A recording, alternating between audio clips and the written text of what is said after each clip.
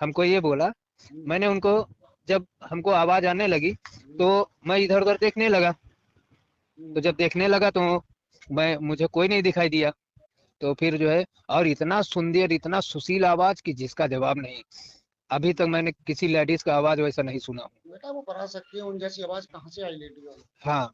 तो फिर उसके बाद जो है, मैं उनसे क्षमा याचना किया कि हे देवी, जो भी आप हैं, आप हमें क्षमा करिए, हम आपको देख नहीं पा रहे हैं, लेकिन हमारा मार्गदर्शन करिए। और हम तो विमल सुंदरी देवी के शरण में हैं, आप जो भी हैं कृपया करके हमें स्पष्ट बताइए। हम्म, तो काफी देर तक हंसती रही, मतलब हंसी आती रही। हम्म, फिर बोली कि जो है, जो तुम जिसको बुला रहे हो हम्म, मैं वही हूँ। अच्छा, तब हमको बहुत खुशी हुआ, इतना खुशी हुआ गुरुजी कि हम क्या बताएं। और उसके बाद उन्होंने जो ज्ञान दिया हमको ना, वो ज्ञान से हमारा बहुत बड़ा मनोबल बढ़ गया। बोले कि जो है, आप बुलाते हैं हमको, हम्म, अच्छी भावना से बुला रहे हैं। आप बोलते हैं किस रूप में आप आना चाहते हैं, उस रूप में आइए। आप पहले अपने आप को, मतलब कल पूरा हिंदी में बात हुआ अच्छा, कि आप पहले ये सोचिए आप किस रूप में हमको बुला रहे हैं। अपनी भावनाओं के अंदर झांकिए और अपने आप को सोचिए कि हम किस रूप में आपको बुला रहे हैं। और दूसरी सबसे बड़ी शक्ति आपसे ही मिलती है हमको। आप हमको नहीं देख पा रहे हैं तो वो आपकी शक्ति कमजोर है, हमारी नहीं। आपकी शक्ति जब हमारे पास आएगी तभी हम आपको प्रत्यक्ष से दिख सकते हैं। अभी आपकी शक्ति आई है जो हम आपको बात कर रहे हैं। और आप जिस रूप में हमको प्रसन्न कर रहे हैं, हम आपसे बहुत प्रसन्न हैं। लेकिन आप अगर काम वासना भावना में है तो उस रूप में मैं आऊंगी। आप जिस रूप में, जिस भाव से बुलाएंगे उस रूप में मैं आऊंगी। बिल्कुल, तो मैंने तो अभी तक गुरुजी कभी भी काम वासना ये सब ढोंग भागला ये मैं कभी किया ही नहीं। बिल्कुल, बिल्कुल, तभी तो तुम्हें स्थिति मिल रही हाँ, है भैया। कभी भी मैं ये अपने मन से, तन मन से बिल्कुल निकाल ही फेंक दिया तभी कि तो, जो है मुझे गंदगी नहीं चाहिए। बिल्कुल तभी तो स्थिति मिल गई है। तो मैंने तुरंत हाथ जोड़ा। और हाथ जोड़ने के बाद जो है, मैंने उनको प्रणाम किया और मैं बोला कि आपसे मैं क्षमा मांगता हूँ। कृपया देवी, हमको केवल आपकी खुशी चाहिए, आपका प्रेम चाहिए। और हमें वो प्रेम नहीं चाहिए जो लोग कलयुग में मांगते हैं। हमें वो प्रेम चाहिए कि हम आपके शरण में रह करके और खुश रहें कि हाँ, हमारे पास भी कोई किसी का हाथ है हमारे सर पे। बस, बस, बस। हमको ये शरण चाहिए। तब तक हमारी पत्नी जग गई। तो हमारी पत्नी जो है बोली, क्या हो गया, किससे बात करो। तो वो हमको बोली कि जो है आप उनको बोलो वो सो जाए। तो इतना आवाज आया। फिर उसके बाद जो है, मैंने उनको बोला सो जाओ तुम, मैं किसी से बात कर रहा हूँ, किसी से नहीं, तुमसे मतलब नहीं। तो मेरी वाइफ समझ गई तो वो चुपचाप सो गई। तुम्हारी वाइफ समझदार है बेटा। बहुत बहुत गुरुजी, बहुत, बहुत। बहुत और समझदार। बहुत परिश्रम कर रही है वो। परेशानी वो तो कर। तुरंत, मैंने सुबह में, मैं सुबह में जब वो बताई ना तो हमको रोना आ गया। वो कान में रुई लगा के सो गई क्यों? कि जो है उनको तकलीफ नहीं होना चाहिए अच्छा, जिनका आप पूजा कर रहे हो। अच्छा, अच्छा। हाँ, कि हम सुनेंगे तो उनको तकलीफ होगा। तो फिर कोई बात नहीं हुआ। मैं एक दो बार उनको बोला भी कि देवी, हमारी पत्नी से अगर कोई गलती हुई हो तो क्षमा करिए और कृपया हमारा मार्गदर्शन करिए। हम कितना दिन से आपकी शरण में हैं और कितना भी दिन रहेगा हम आपकी ही शरण में रहेंगे, आपके शरण छोड़ेंगे नहीं। हम्म, तो ऐसा होता रहा। फिर मैं 15-20 मिनट तक कुछ आवाज नहीं आई।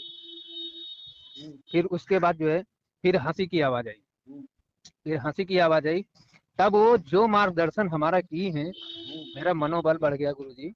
वो ये बोली, हमने उनको यही बात बोला कि हे देवी, मैं आपकी शरण में रहना चाहता हूँ, हमसे कुछ भी आपको नहीं चाहिए, केवल आपसे हमको प्रेम चाहिए और मार्गदर्शन चाहिए।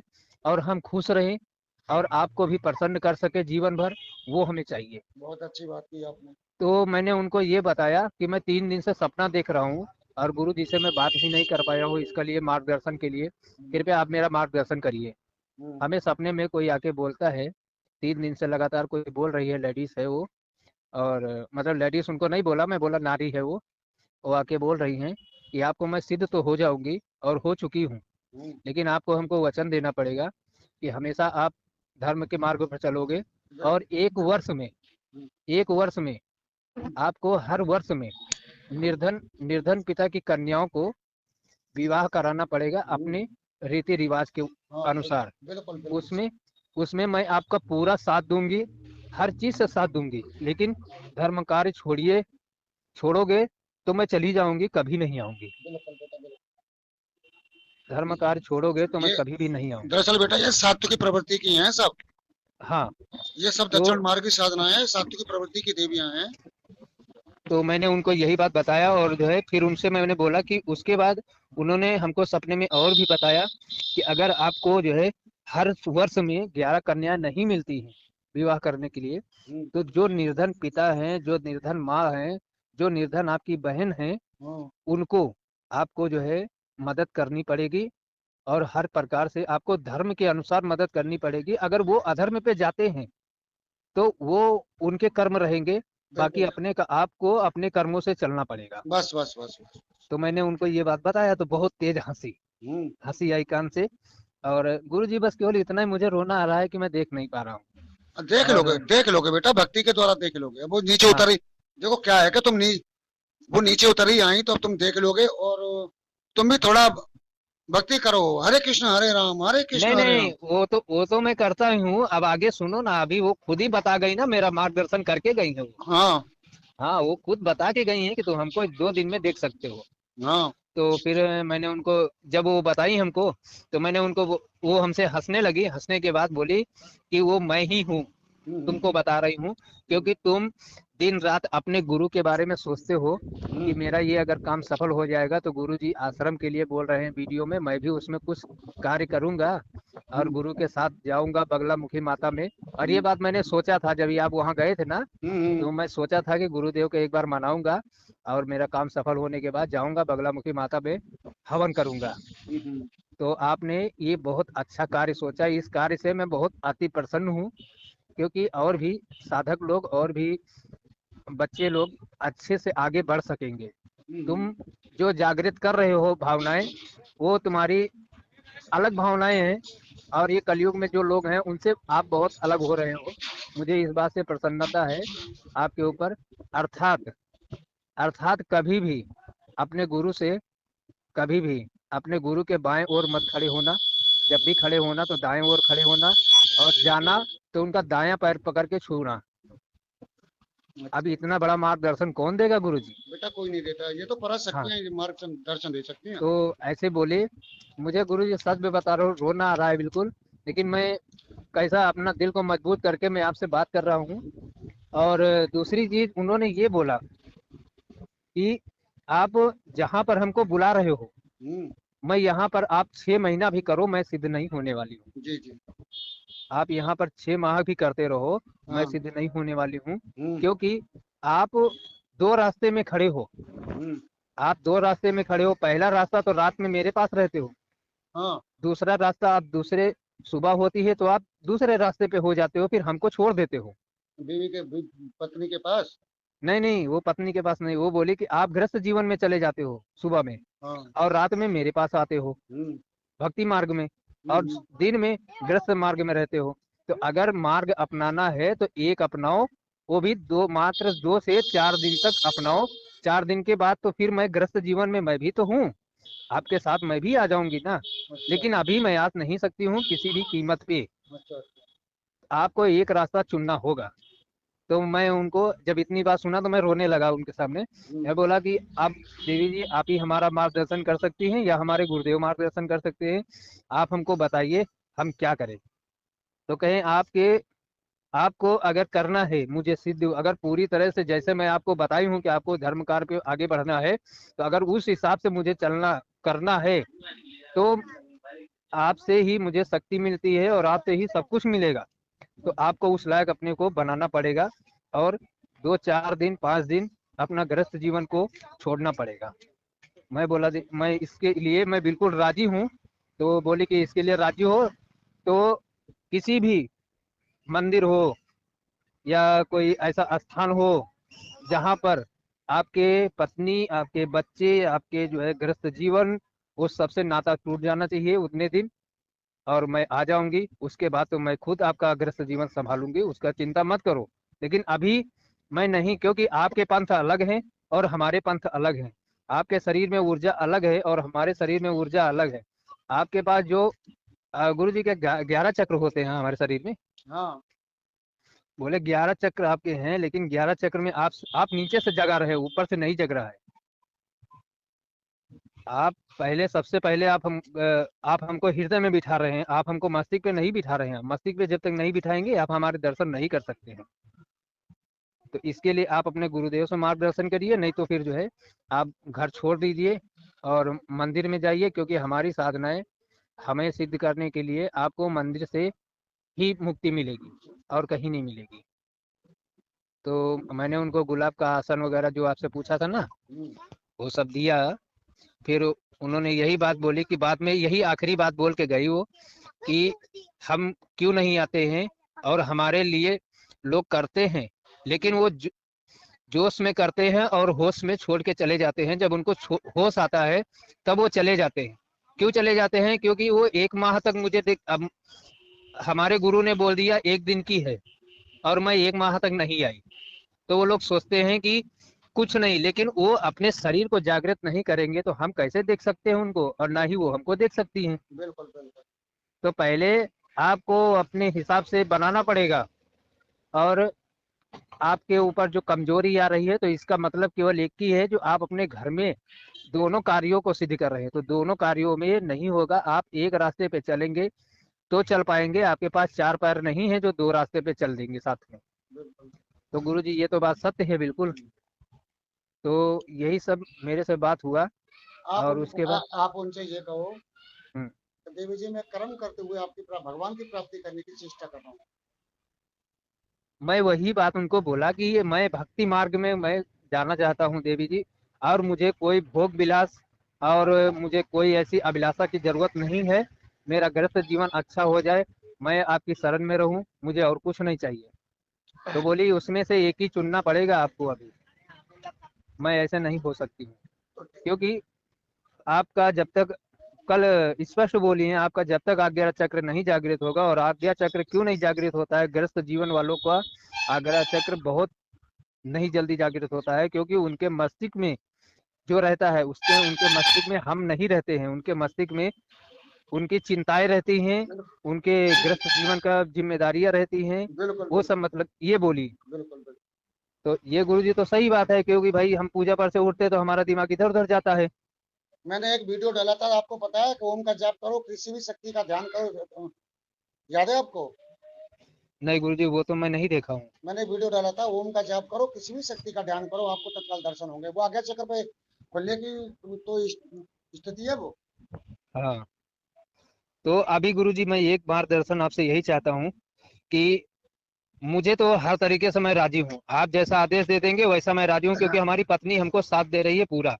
अब तो अब देखो कोई आसपास, देखो कोई आश्रम वगैरह हो, वहां चले जाओ 4 4 दिन के लिए। यहाँ गुरुजी कोई नहीं है ऐसा, इसके लिए तो मैं बोल रहा हूँ कि यहाँ क्या है ना, महाराष्ट्र है गुरुजी, यहाँ सब मीट मच्छी अंडा हर जगह तो चलता है। और मेरा मन एकदम हट गया है उस सब चीजों से। और नहीं तो आज वो आएंगी, आज के बाद वो नहीं आएंगी बोली है। क्यों? बोली हैं आपको मार्गदर्शन करिए, मार्गदर्शन करने के बाद मैं कल आपका मार्गदर्शन करूंगी, उसके बाद आप हमें मस्तिष्क पे बैठाएंगे तभी मैं आपको दिखूंगी। नहीं तो अगर मैं ज्यादा आपसे वार्तालाप करूंगी तो आपका शरीर कमजोर हो जाएगा, आपकी ऊर्जा ऊर्जा जो है वो कम होती जाएगी। तो आज्ञा चक्र पर बैठा लो ना, उनका मंत्र का जाप करो, आज्ञा चक्र पर ध्यान करो। मैंने एक वीडियो और डाल रखा है कि आंखें ऊपर की ओर ऑटोमेटिकली चढ़ जाती, बहुत पहले डाला था। कोई भी साधना करते वक्त आंखें धीमे धीमे ऊपर की ओर चढ़ती हैं, आज्ञा चक्र की तरफ चढ़ती हैं। तो उससे करूँ क्या हाँ घर पे? हाँ, घर पे करो। और अब उनसे ये कहो कि ऐसी कोई जगह कहाँ है जहाँ मैं साधन के लिए चले जाऊँ। मैंने उनको यही बोला गुरुदेव। अब ठीक है, आप जैसा बोल रहे हैं तो वैसा फिर एक बार मैं करता हूँ। एक काम करो, हम्म। घर के सारे सामान ला के रख दो, घर में जो भी समस्या हो उसका समस्या समाधान अभी कर दो, उसके बाद मौन हो जाओ। अच्छा। मौन हो जाओ, तुम बिल्कुल मौन धारण कर लीजिए। हाँ। किसी की तरफ देखो मत, बस हो गया, तुम्हारा बैराग्य हो गया। अच्छा, तो जैसे गुरुजी उसके अंदर जो है दिन भर पिताजी रहते हैं। वही तो समस्या है, और क्या समस्या है भाई। तो वही बात है ना गुरुजी, क्योंकि हमारे पास 2 ही कमरा है, अब एक कमरा में वो रहते हैं, रात में तो बहू और ससुर दोनों लोग साथ में इधर ही सोते हैं। अब यहाँ मैं मैं उधर। अब मैं यहाँ तुम्हारी व्यवस्था करूँ तो यहाँ आओगे तो वृंदावन आओगे, वृंदावन में आने के बाद वहाँ तुम्हें 2-4 हज़ार रुपये देने पड़ेंगे, 4-6 10 रुकने के, जब व्यवस्था बनेगी वो फ्री में वो रखने वृंदावन। वाले, हाँ फ्री में रखने वाले नहीं है। अरे नहीं गुरुजी, वैसा मैं नहीं बोल रहा हूँ। जब वो हमें इजाजत दे दी है कि मैं आपकी हर संभव संभावना मैं पूरी कर रही हूँ, आपने बोला कि हमारे घर में राशन नहीं है, आपको मैंने कर दिया, मतलब सब कुछ वो बताई है हमको। अच्छा। और भी बोली कि आपका मैं मार्गदर्शन और भी करती रहूंगी, आप चिंता मत करिए। लेकिन जिस रास्ते पे आप चल रहे हैं वो रास्ता पे आप नहीं हो पाएंगे, और ना ही मैं आपको देख सकती हूँ, ना ही आप हमको देख सकते हैं। तो ठीक है, वृंदावन आ जाइए आप, और क्या करूँ, मैं आश्रम में आपको कमरा दिलवा दूंगा, 4 संप्रदाय आश्रम में, वहाँ पे रहिए। अच्छा, 4-6 दिन 10 दिन 15 दिन आराम से रहिए, यहाँ साधना करो। मतलब वहाँ पे व्यवस्था हो जाएगा गुरु जी? हाँ कमरा मिल जाएगा, और मंदिर भी है, आश्रम है, बिल्कुल एकांत, वहाँ तो संन्यास ले लेना। तो मतलब गुरु जी मैं कितना पैसा तक इकट्ठा करूँ? बेटा वो मान के चलो 10-15 दिन के 2-4 हज़ार 5-6 रुपये तो कम से कम ले ही लेंगे तुमसे। 5,000 ना? हाँ तो ठीक है गुरु जी, मैं 5-7 हजार 7,000 रुपये तक ये व्यवस्था कर लेता हूँ, हाँ हाँ। और फिर मैं आपको फोन करता हूँ। और जब तक मंत्र जपो, और मंत्र जपते वक्त सीधा उस पर ध्यान रखो, आंखें ऊपर चली जाती हैं।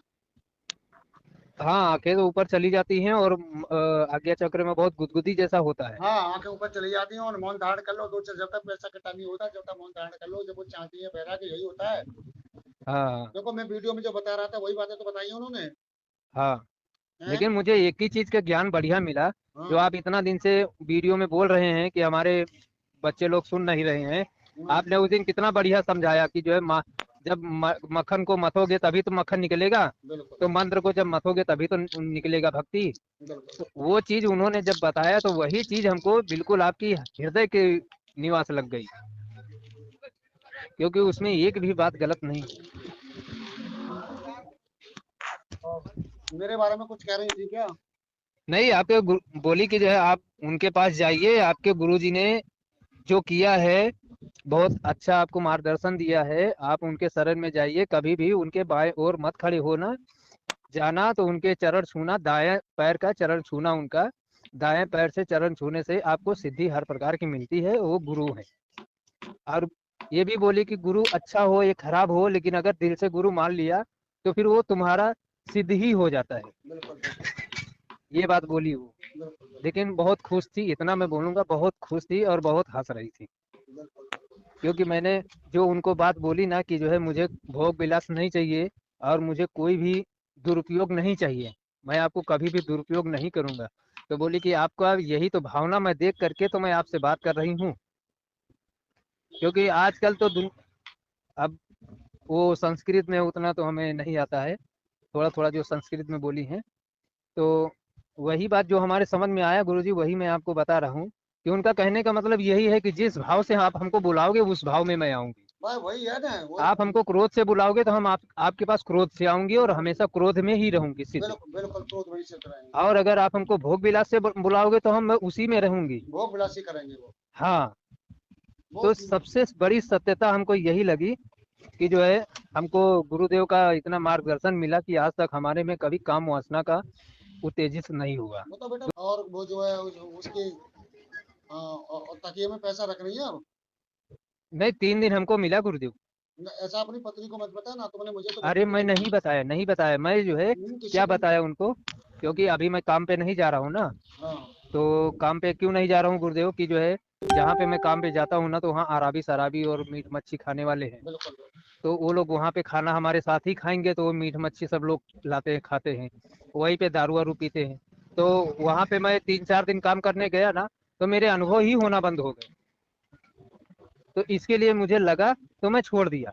तो मैं अपनी पत्नी को क्या झूठ बोला हूँ कि जो है पुष्पेंद्र जी पैसा डाले हैं अकाउंट में, वो जाके तुम निकाल लो। मैं ऐसा उसको बताया, मैं उसको बताया नहीं कि हाँ ये पैसा कहाँ से मिले कहाँ से नहीं मिले।